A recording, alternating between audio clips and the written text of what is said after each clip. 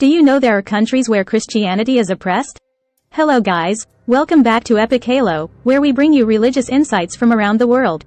Today, we're diving into a topic that highlights the challenges faced by Christians in certain countries. So, let's talk about the places where Christianity is suppressed. Religious freedom remains a complex issue worldwide, with various governments having different approaches to regulating their citizens' religious practices. According to the Pew Research Center's findings from 2019, it was observed that more than 80% of governments around the world interfered with religious practices in some way. It is essential to recognize that Christianity, despite being the largest religion globally, has not been immune to instances of persecution. Certain countries, particularly those with Islamic or communist regimes, have strict laws that consider Christianity illegal. Within Islamic nations, there is often a perception of other religions as being heretical and offensive to Allah, which is viewed as a significant offense.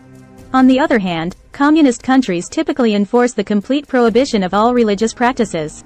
This stance is influenced by Karl Marx's perspective on religion as the opiate of the masses, with an emphasis on the government as the primary authority responsible for shaping concepts of justice and societal roles. Differentiating between oppression and persecution. Determining whether Christianity is oppressed in specific countries can be challenging due to several factors. Firstly, the laws themselves can be convoluted, often appearing contradictory.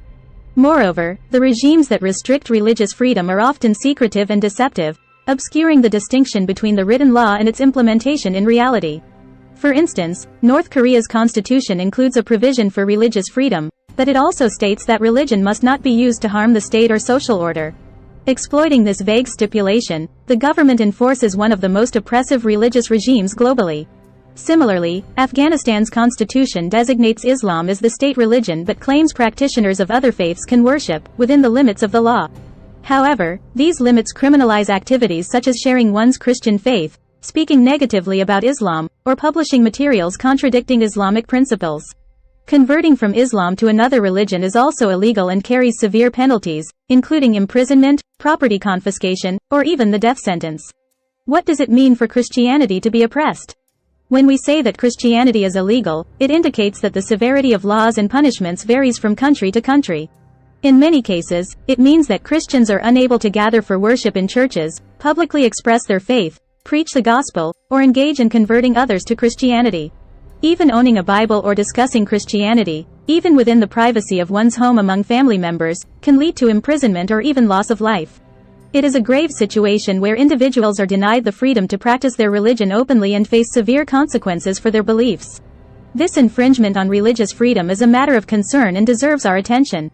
If you're interested in exploring more topics related to religious restrictions, I encourage you to watch my previous videos, where I discuss countries where hijab is banned and countries where mosques are banned. These videos provide valuable insights into the challenges faced by individuals practicing their faith in different parts of the world. You will find the link in I button in the description. Persecution of Christians in Afghanistan and North Korea. When US and NATO forces withdrew from Afghanistan in mid-2021, the Taliban, an extremist Islamic sect, swiftly regained control, establishing the Islamic Emirate of Afghanistan in place of the previous US-backed democratic government. This development solidified Afghanistan's status as the most dangerous country for Christians. According to the Taliban's strict interpretation of Islamic texts, no other religions are permitted. Consequently, Christians practice their faith clandestinely in Afghanistan. Converting from Islam to Christianity is considered an act of betrayal, resulting in severe persecution. Christians may face property and home confiscation, physical assault, or even forced marriages or servitude to Taliban soldiers. Some Christians may be confined to psychiatric hospitals, as their conversion is deemed insanity, while others are summarily executed. North Korea, a notoriously secretive country, officially lacks a state religion. However, the government is vehemently intolerant of Christianity. Christians in North Korea risk torture, imprisonment, and execution for their faith. Family members may also face punishment for their association with Christians, leading some relatives to report Christians to authorities in a bid to protect themselves. Churches are virtually non-existent, and Christian parents often refrain from sharing their faith with their children until they are certain of their loyalty and ability to keep it hidden. Known Christians who avoid immediate execution often experience food deprivation, forced labor, or even death in labor camps. Persecution of Christians in Somalia and Libya. The few Christians residing in Somalia encounter persecution similar to that faced in Afghanistan. Merely being suspected of practicing Christianity can lead to harassment or death. This is especially true in regions controlled by the Islamic terrorist group al-Shabaab, suspected of having ties to al-Qaeda and Boko Haram. In Libya, individuals who convert to Christianity often face opposition not only from the government but also from their own families. Those who refuse to renounce their faith may become societal outcasts, unable to find work, shelter, or support. Sharing their faith can result in arrest and violent punishment. Due to the absence of a centralized government, Christians in Libya are at the mercy of nearby extremist groups. Kidnappings and murders of Christians are common, and some Christians are forced into labor camps or coerced into prostitution. Let's shed light on the persecution faced by Christians in Yemen, Eritrea, and Nigeria. Yemen, a country that has been devastated by war, is currently facing one of the largest humanitarian crises in the world. Providing essential resources such as food and healthcare is an immense challenge, particularly for Christians. Unfortunately, aid distribution, which is often overseen by local Muslim leaders, offers limited assistance to non-Muslims. Christians in Yemen may endure the heartbreaking consequences of exile from their families or tribes, forced divorce, torture, imprisonment, or even public beheadings. The plight of Christians in Yemen underscores the urgent need for attention and support in this challenging environment.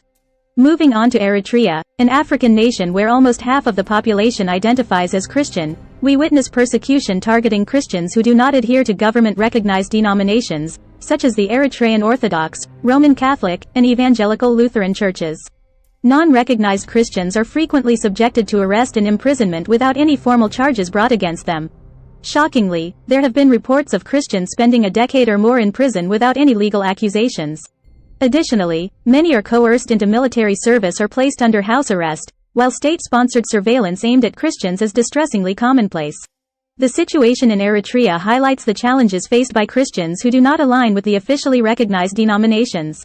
In Nigeria, Christians face an ongoing threat of abduction and murder by Islamic extremist groups like Boko Haram and the Islamic State West Africa Province, ISWAP. These groups relentlessly seek to eradicate Christianity from the country. As a result, many Christians find themselves displaced within their own nation, living as homeless refugees and seeking refuge in camps designated for internally displaced people. The continuous peril faced by Christians in Nigeria calls for increased awareness and concerted efforts to protect their rights and ensure their safety. To stay informed about such important issues affecting religious communities worldwide, I invite you to subscribe to my channel. By subscribing, you'll receive regular updates and gain deeper insights into various topics, including the challenges faced by religious groups in different countries and beyond. Your support and engagement are crucial in creating a more inclusive and tolerant world. Let's move to persecution of Christians in Pakistan, Iran, and India. Christians in Pakistan are considered second-class citizens. Blasphemy laws, forbidding any insult to the Prophet Muhammad or the Quran, are often misused to justify mistreatment of Christians, ranging from denial of humanitarian aid to mob violence. Christian girls and women frequently fall victim to kidnappings, forced marriages, and coerced conversions.